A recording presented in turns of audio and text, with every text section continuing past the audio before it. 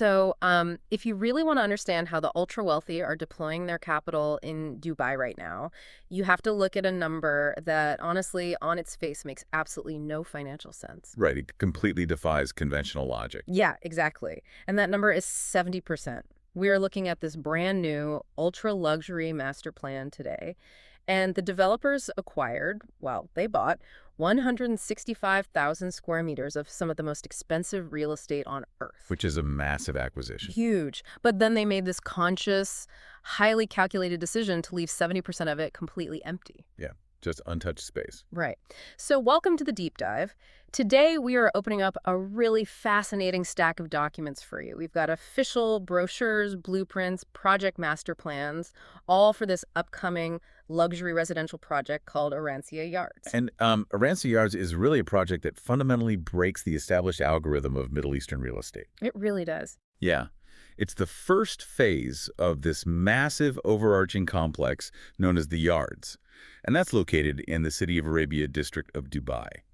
The developer behind this is a company called Beyond, which is a subsidiary of the highly reputed Omniat Group. Right. Omniat, they're a huge player. Very big player, yeah. Yeah. And the reason we are analyzing this specific stack of documents for you today is that it forces us to completely reevaluate how we measure value in a modern metropolis. Exactly. So we're going to dissect this project through two distinct lenses today.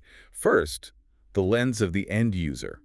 The family or the executive who is looking for a literal sanctuary in this hyper-urbanized world. Right, the person actually living there. But the second lens, and this is where things get truly complicated, is where we put on our pragmatic, highly skeptical investor hats. Oh, absolutely. We have to look at the numbers. We do. Yeah. Because we need to evaluate the financial mechanics of a model that honestly just seems to defy the basic laws of real estate economics. It really does at first glance. Yeah.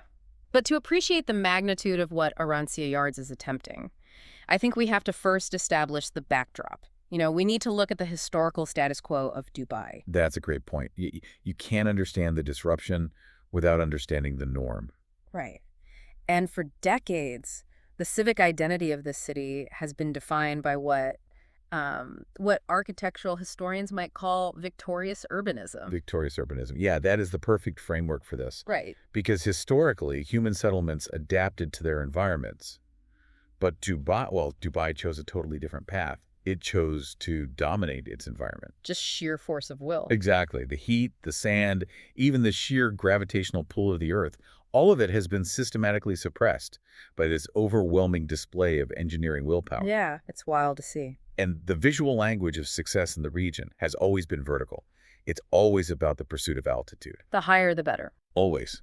The ultimate indicator of arrival, both socially and financially, is standing behind a wall of reinforced thermally insulated glass on the 80th floor, just completely removed from the ground level. Right, like you picture those multi-level highway overpasses, you picture high-speed elevators that make your ears pop as they literally rocket you into the clouds. Exactly. The ear pop is iconic for that lifestyle. It really is. And the aesthetic of luxury has traditionally been sleek, metallic, hyper-futuristic, and, let's be honest, kind of cold. Very sterile, yeah. So, keeping that gleaming, towering, aggressive city in your mind, I want you to imagine opening the official brochure for Arancia Yards. Because I experienced genuine cognitive dissonance when I looked at this. Oh, it's a total shock to the system. It is. I was bracing myself for this glossy render of another spear of glass piercing the skyline, but instead the visual language hits you with this unhurried, grounded Mediterranean vibe.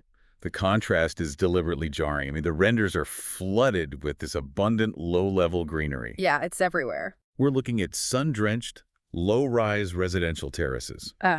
The architectural accents lean heavily on these classic, vibrant, blue and yellow Majolica tiles. Which you never see in those glass towers. No, never.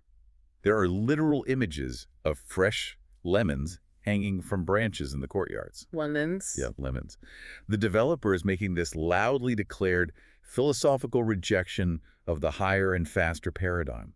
It's a statement. It really is. By centering the imagery around organic growth and tactile materials, Beyond is attempting to rewrite the vocabulary of luxury altogether. Right. They're suggesting that true privilege in the 21st century isn't the ability to accelerate above the city, it's the ability to slow down within it. Man, that philosophical shift is beautiful on paper. Yeah. But my investor brain immediately starts running the numbers. Naturally. Yeah, because let's look at the raw data provided in these sources. The master plan for the yards covers a colossal footprint, 165,000 square meters. So it's massive. Right. And in a city where prime land is a finite and rapidly dwindling resource, that is a staggering acquisition. But then we hit that statistic I mentioned at the top of the show. The 70%. The 70%. Over 70% of this total area is dedicated entirely to open, unbuilt spaces. Yeah, they are actively restricting their own buildable footprint to less than 30% of the acquired land. Which is, okay, I have to put my skeptical investor hat firmly on here because land in Dubai costs an absolute fortune. Every single square meter is a potential profit center. Absolutely. So taking a massive plot, leaving 70% of it completely empty, and building only 3 low-rise structures sounds like financial malpractice. It sounds crazy. Right. Aren't they just leaving generational wealth on the table? I mean, why not build 5 more high-yield skyscrapers on that 70%, quintuple the sellable square footage, and maximize the floor-to-area ratio? That would be the standard playbook. Exactly. Operating on a volume-based model, this looks completely irrational to me. Well, if you judge the project by 20th century volume metrics, it does look irrational. Yeah. But the reality, however, is that this is a highly sophisticated play in modern asset valuation. The developer is leveraging the concept of artificial scarcity. Okay, artificial scarcity. Tell me more about that. So consider the macro environment of the Dubai property market right now.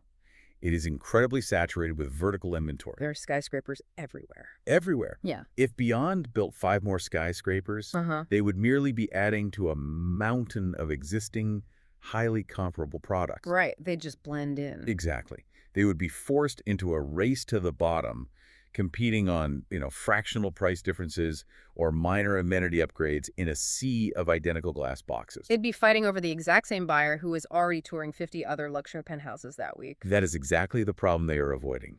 Think of this through the lens of the diamond cartel strategy, but applied to urban real estate. Oh, I like that analogy. Yeah, if you flood the market with diamonds, they lose their premium. They become common commodities. Right. By intentionally holding back 70% of the land from development, Beyond is artificially restricting the supply of the one asset class that billionaires cannot easily buy in a vertical city. Which is horizontal earth. Horizontal earth. Oh. Uninterrupted, ground-level nature. They're transforming the asset from a commodity into a rarity. Ah, okay. So the math works because the rarity itself drives extreme premium pricing. Exactly. The few units they're actually bringing to market command a price per square foot that absorbs the acquisition cost of all that unbuilt land. You nailed it. The empty space actually elevates the financial yield of the built space. Yeah. The horizontal void is the amenity. The void is the amenity. That's a great way to put it. But, limiting the building footprint to 30% creates this immediate design challenge. It does. Because what do you actually do with the remaining 115,000 square meters of empty space so that it doesn't just feel like a barren, unutilized wasteland? Right, you can't just leave it as sand. No, definitely not. And this is where the sources introduce a philosophy they call the landscape-first approach. Yeah, the landscape-first methodology. It completely inverts standard global development practices. How so? Well, the traditional sequence is to maximize the concrete structure's footprint, build a tower, and then hand whatever narrow perimeter is left over to a landscaping firm. Like an afterthought. Total afterthought. The landscape is entirely subservient to the architecture. It's really just a decorative frame to hide the concrete foundation. Usually resulting in, like, a strip of generic sod, a perfectly straight line of imported palm trees, and a couple of spotlights. Exactly. It's lifeless. But Arancia Yards reverses this entirely. The documentation reveals that the architects designed the biological ecosystem first. Wait, really? Before the buildings? Before the buildings. They mapped out the topography, the shaded alleys, the rolling hills, and the complex waterways.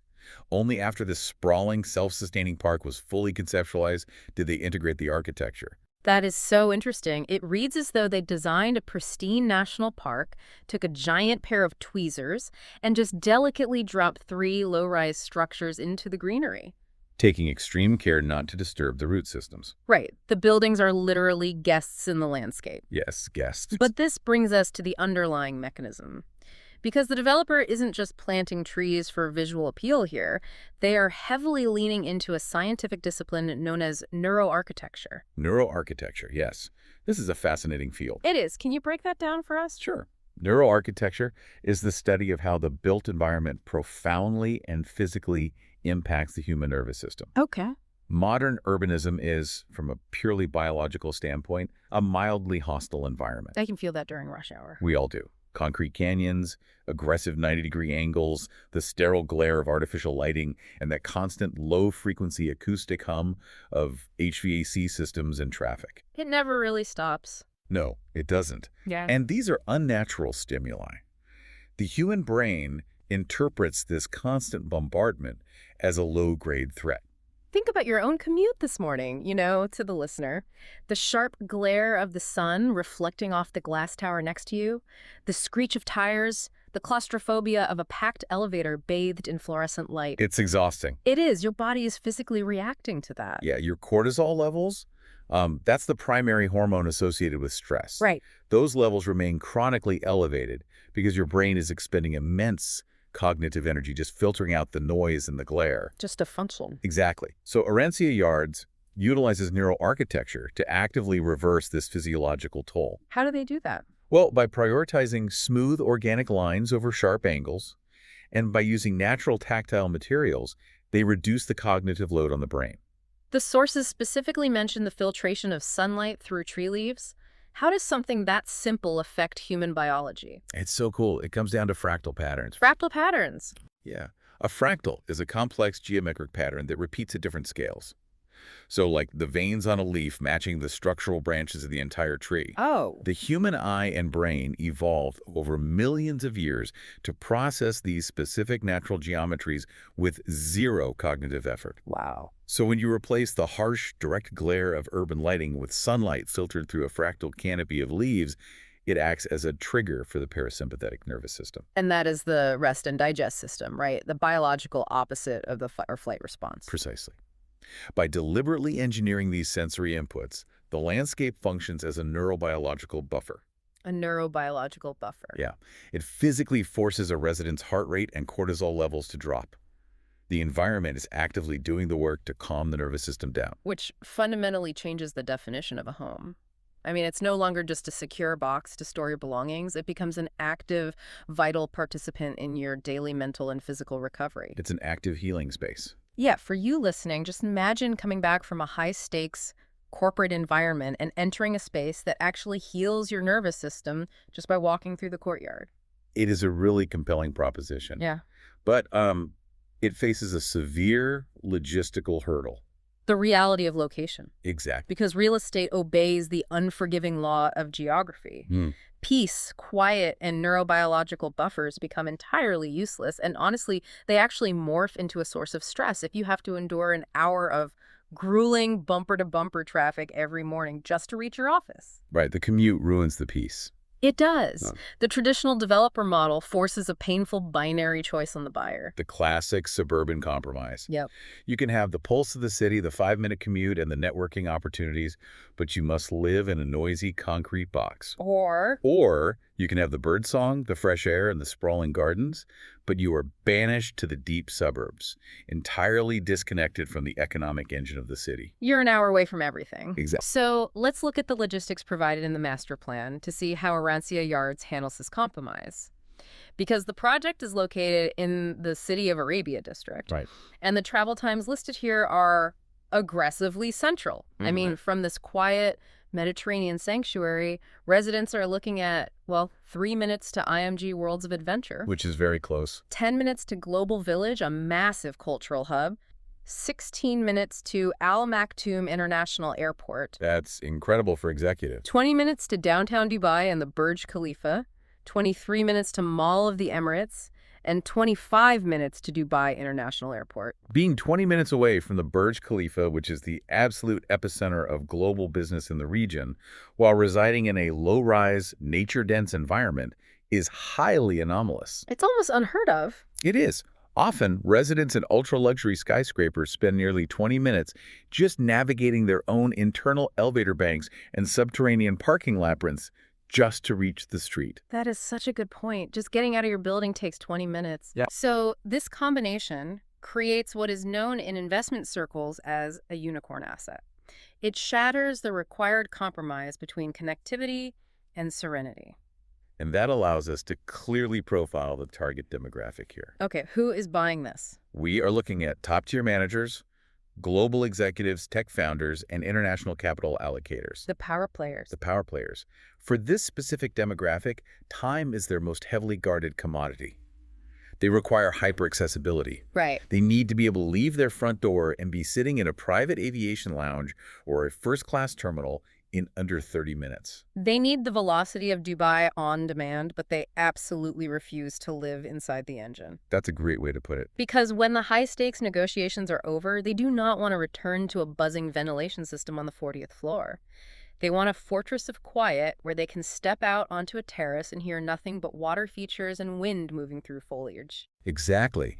And because this specific intersection of traits, this central macro location combined with 70% open green space is incredibly difficult to engineer and fundamentally rare in the market, it becomes highly liquid. Liquid meaning it's easy to sell. Yes, very easy to sell. Yeah. From an investor's perspective, a unicorn asset holds its value fiercely during economic downturns and commands aggressive premium yields during market booms. Wow. Okay, so having established that the macro location solves the commute problem, I want to zoom in on the pedestrian experience. Let's get down to the ground level. Let's do it. When our executive resident steps out of their low-rise apartment, what is their immediate physical reality? So the central connective tissue of the Arancia Yards master plan is a feature called the green spine. The green spine. Yes. It serves as the main functional artery connecting all residential and amenity zones. And the critical design philosophy here is the absolute prioritization of the pedestrian over the vehicle. Which is huge for Dubai. Massive. Residents do not navigate the community by walking along asphalt sidewalks adjacent to idling cars. Right. The green spine routes all foot traffic through shaded gardens, ensuring that the neurobiological buffer remains intact as you move through the neighborhood. Okay, the green spine makes perfect sense. I love that. However, I have to challenge a very specific detail prominently featured in the project brochure. Okay, let's hear it. I am bringing maximum skepticism to this point right now. Bring it on. The documentation heavily highlights the inclusion of, and I quote, edible gardens. Ah, yes. The agricultural element. Yes. Let's inject some reality into this idyllic render for a second. We just profiled the target demographic, right? Billionaires, top executives, people running global conglomerates who bill thousands of dollars an hour. Very busy people. Extremely busy. Are we seriously expected to believe that these titans of industry are going to spend their precious Saturday mornings in the punishing Dubai climate, putting on gardening gloves, digging in the dirt, and picking their own lemons? It's a fair question. Isn't this just a beautiful, highly stylized marketing gimmick with zero viability in the real world of ultra-luxury living? I mean, picture a CEO with a trowel. Well, the skepticism is completely warranted. On the surface, manual labor appears entirely incongruous with the established image of wealth. Right. However, the inclusion of edible gardens speaks to a profound global transformation in how the ultra-wealthy define luxury today. We must analyze how the concept of luxury has evolved over the last decade. Okay, 10 years ago, luxury was demonstrative, was loud. Exactly. It was gold-plated fixtures, rare imported Italian marble, and an army of concierges executing every minor task. Someone else doing everything for you. Yeah. But today, those material goods and services have become highly commodified and accessible to this demographic. The novelty of a concierge booking a dinner reservation has evaporated. It's just expected now. It's the baseline. The true scarcity in the modern executive's life, and therefore the new ultimate luxury, is mental clarity and a psychological concept referred to as rooted living. Rooted living. Okay, explain the mechanics of rooted living. How does picking a lemon provide mental clarity? Consider the daily existence of the executive we profiled. They spend 80 to 90 hours a week operating in a purely abstract, digital, high-pressure dimension. Right. They are analyzing complex financial derivatives on screens, managing global teams across disparate time zones via video conferences, and making decisions that move millions of dollars with the click of a mouse. It's all in the cloud. Their entire professional life is completely untethered from physical, tactile reality. Everything is a concept. It's a spreadsheet, a metric, a theoretical projection. Precisely. So for an individual suffering from extreme digital fatigue, the physical act of touching actual soil, feeling the tactile resistance of pulling a root, or experiencing the sharp olfactory sensation of snapping a fresh citrus fruit off a branch. It wakes them up. Yes, that is not subsistence farming. It serves as a powerful, deliberate sensory anchor. A sensory anchor. Yeah. It forces the brain to snap out of the abstract future and return to the present, physical moment. It is a highly effective grounding technique used to reset an overloaded nervous system. Wow. Okay, that completely reframes the concept. It isn't about agriculture at all. It's a palate cleanser for the executive brain. Exactly. But let's look at this through the investor's lens again. Suppose the sensory anchor works and the executive feels grounded. How does a billionaire picking a lemon translate into a tangible financial return for the person who owns the asset? It translates directly into community building. And community building drives tenant retention. Oh, I see. When residents utilize these shared tactile spaces, they are not isolated behind the tinted glass of a luxury vehicle or separated by 50 floors of elevator shafts. They're actually interacting. They're interacting in a low-stakes, neutral environment. They discuss the gardens, they share the harvest, they watch their children interact on safe pedestrian-only lawns. It manufactures serendipitous social collisions. It forces them to act like neighbors rather than just co-inhabitants of a zip code. And that social friction fosters deep, genuine emotional attachment to the community. Which is valuable. Incredibly valuable. From a pragmatic investment standpoint, emotional attachment is pure gold. When a resident feels that their mental health is actively supported by their environment, and when their family is integrated into a secure social fabric, their willingness to relocate drops to near zero. The tenant turnover plummets. Exactly. High tenant turnover is the silent killer of real estate yields. Because it's so expensive. Very. If a high-end unit sits empty for 2 months every year while you source a new renter and you have to absorb the maintenance liabilities of repainting and reflooring between leases, your capitalization rate suffers dramatically. Right. A community that provides emotional shelter guarantees incredibly low turnover, ensuring a stable, uninterrupted, gold standard yield. The edible gardens are not just landscaping, they are highly effective retention tools. I have to admit, lemons as retention tools is a brilliant financial perspective. I never would have thought of it that way. It's very clever. So, the grounding, the gardening, the green spine, it all paints a wonderfully restorative picture.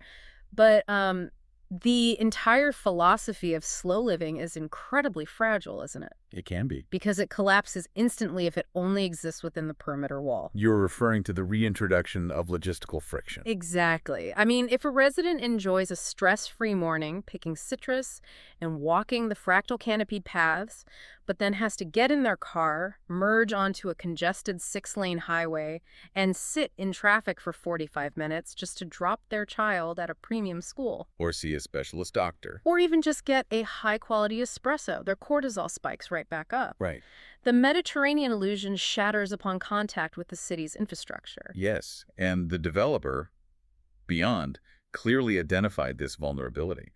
To prevent the illusion from shattering, the master plan introduces the concept of the internal hotel. The internal hotel. Okay, break down the mechanics of this ecosystem for us. The objective is to take the seamless service level, the aesthetic cohesion, and the frictionless convenience of a 5-star luxury resort, and permanently embed it into the residential infrastructure. Like a resort you never leave. Exactly. They have meticulously integrated a self-sufficient micro-city directly onto the territory. Looking at the amenities listed in the documents here, the scope of integration is massive. Inside the secure, pedestrian-friendly perimeter, they are building, let's see, a modern, fully equipped medical clinic. Very important. A nursery and a comprehensive full school. Right. A mosque, a dedicated cafe, a private cinema, a full-service spa, and a state-of-the-art gym. It's all right there. And they also feature a wellness deck, which is described as incorporating elaborate water features, dedicated yoga spaces, and shaded lounging areas. And crucially, for the executive demographic we've been discussing, they have integrated multi-purpose rooms and high-end co-working spaces. The co-working spaces. Yes. The architectural treatment of those co-working spaces is a vital detail here. In many standard residential developments, the business center is an afterthought. Oh, totally. It's a windowless room in the basement with a malfunctioning printer and harsh fluorescent lighting. The penalty box. A place you only go when your home Wi-Fi crashes and you're desperate. Exactly. But at Arancia Yards, the co-working spaces are designed as bright, expansive environments featuring panoramic thermal glazing that overlooks the olive groves. Wow. They're designed to be primary, desirable workspaces that rival premium downtown executive suites. It completely eliminates the need to commute for focused work. Okay, let's synthesize all of these elements to really understand the compounding time savings here. Let's walk through a hypothetical day for a resident. We'll call her Sarah. Okay, Sarah. Sarah is a senior partner at an international law firm based in downtown Dubai. She wakes up in her low-rise apartment. Because the architecture uses natural textures and the geometry maximizes specific angles of natural sunlight, she wakes up gently. Her circadian rhythms are completely uninterrupted by artificial light pollution. Her baseline cortisol is perfectly managed from the moment she opens her eyes. Right. So she steps out, picks a fresh piece of fruit from the courtyard, and instead of descending into a subterranean parking garage to battle morning traffic, she walks down the pedestrian-only green spine. Under the shade. Strolling under the shade of trees to drop her kids off at the full school located entirely inside the complex's secure perimeter. No car seats, no idling and drop-off lines, no traffic-induced hypertension. Zero. After drop-off, she walks over to the local cafe, grabs a coffee, and chats with a neighbor. Then, instead of commuting 20 minutes downtown immediately, she heads to the co-working space overlooking the olive grove to take her morning international video calls. It's seamless. Right. But in the afternoon, she has an unavoidable high-stakes in-person meeting. Because of the unicorn asset location we talked about, she utilizes that hyper-accessibility, drives to the Burj Khalifa in 20 minutes, executes the meeting, and immediately returns. And the transition back into the sanctuary is seamless. She concludes her day at the wellness deck, doing yoga by a water feature, or takes her family to the private cinema. Work, health, education, and family time all blend together without the logistical friction that usually grinds urban dwellers down. It is a highly curated existence. The built environment actively facilitates a superior quality of life by systematically identifying and removing the daily micro-stresses that chip away at our mental bandwidth. I am thoroughly convinced by the vision. I mean, the end user receives an unparalleled sanctuary. The investor acquires a sticky, high-yield unicorn asset with incredibly low tenant turnover. Yeah. The neuroarchitecture handles the biology, and the internal hotel handles the logistics. It sounds utopian. It does. However, every utopian vision carries inherent risk. And this is where we have to confront the real world. I do. Because in the global real estate market, there is a very well-known, incredibly dangerous chasm between a glossy, utopian marketing brochure and the final delivered product. We really must address the render versus reality risk. It is the ultimate litmus test for any pragmatic investor. The vision here is uncommonly ambitious, which means the execution risk is mathematically high. Yeah, who guarantees that this highly complex, fragile ecosystem won't simply fail? I mean, who guarantees that the thermal insulation glass on these low-rise structures will actually keep the brutal 115-degree summer heat out without constantly running massive air conditioning units? That's a huge concern. And more importantly, who guarantees that these lush, unhurried Mediterranean gardens, these olive groves and citrus trees, won't just dry up, turn brown, and die in the Arabian desert after 12 months? Right. A dead brown olive grove is definitively not a neurobiological buffer. It is an eyesore that destroys property value. Absolutely. The climate reality of Dubai makes the landscape-first approach a monumental engineering challenge. This is precisely why the pedigree of the developer is the ultimate risk mitigant. So beyond. Yes. Arancia Yards is being developed by Beyond, which is backed by the Omniat Group. And in a market as hyper-competitive and unforgiving as Dubai, the Omniat name is not just a brand. It is a serious, verifiable guarantee of execution capability. They possess the institutional knowledge and the capital required to actually bridge the gap between the render and the reality. They do. Their specific reputation in the industry is built on flawless delivery. What they promise in the initial documentation is exactly what they hand over at completion. Wow. And they achieve this through an absolute obsession with a concept we can call invisible engineering. Okay, break down invisible engineering for me. We often hear metaphors about, ducks on ponds looking calm while paddling curiously underneath, but what does that actually mean in terms of concrete and soil? A better analogy is the backstage of a massive Broadway theater production. As an audience member, you sit in the dark and watch a seamless, quiet, magical performance on stage. You are entirely unaware that right behind the curtain, there are massive hydraulic lifts, complex pulley systems, and dozens of crew members working in high-stress, perfect synchronization to make the illusion happen. Right. You just see the magic. Exactly. Yeah. That is what is happening beneath the soil at Arancia Yards. So to keep a Mediterranean garden alive in the desert, they're basically building a subterranean Broadway theater. Precisely. The visible luxury of a green leaf is supported by an invisible network of state-of-the-art water supply and irrigation systems. We're talking about advanced moisture retention technologies embedded in the soil composition to prevent evaporation. Oh, wow. We're talking about complex microclimate management using the exact placement of the buildings to channel wind and create shaded thermal corridors that actively protect the plant life. That is insane. And the financial implications of that are massive. The cost of desalinating water to irrigate 70% of a 165,000 square meter plot is astronomical. It is, which impacts the monthly homeowner association fees. But as we established earlier, the target demographic will gladly absorb those elevated maintenance liabilities because the neurobiological and logistical returns far outweigh the costs. That makes sense. Furthermore, the invisible engineering extends to the architecture itself. Omniat specializes in acoustic dampening, engineering the walls so you never hear your neighbors. Essential for luxury. Yes. They design HVAC systems that are whisper quiet and perfectly balanced, and they utilize glass technologies that block UV radiation and heat transfer without tinting the view. Wow. So as an investor, you aren't just betting on a pretty picture of a lemon tree. You are betting on Omniat's proven historical track record of possessing the subterranean engineering expertise to keep that tree alive. Exactly. You are investing in their execution capability. The guarantee that the vision won't fail lies entirely in the developer's competence to build the invisible foundation that supports the visible luxury. It's fascinating. Taking a step back, let's look at the overarching narrative we've uncovered today. We have thoroughly dissected what appears to be a massive paradigm shift in urban development. We really are witnessing a complete template breaker in one of the most rigidly defined vertical real estate markets in the world. It is a project that deliberately and loudly discards the century-old race for altitude, opting instead for low-rise intimacy. It takes prime land and sacrifices 70% of the buildable footprint to nature in order to manufacture artificial scarcity. Right.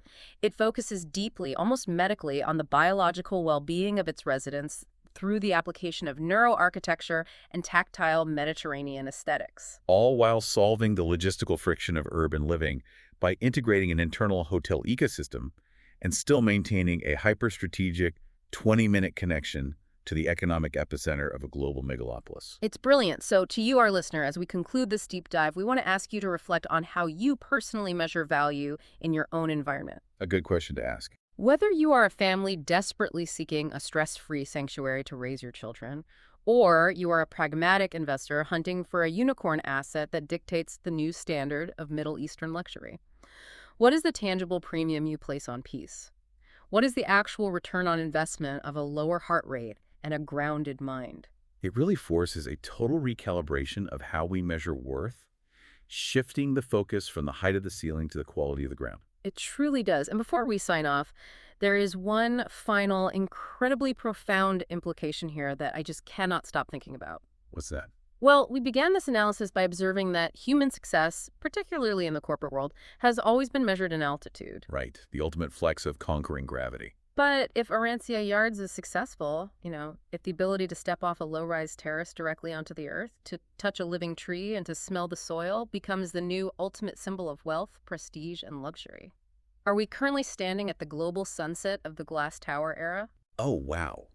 If the global elite begin to systematically abandon the sky in favor of the ground, the entire architectural and social hierarchy flips completely upside down. Which begs the question, will future generations look back at our towering, swaying, stressful skyscrapers with the exact same bewilderment that we look back at outdated, smog-belching industrial factories from the 1800s? That's a staggering thought. Will they look at a 100-story glass box and think, I cannot believe humanity used to pay millions of dollars to live trapped in the sky, completely disconnected from the earth, measuring success not by how high we can climb away from the world, but by how deeply we can root ourselves within it?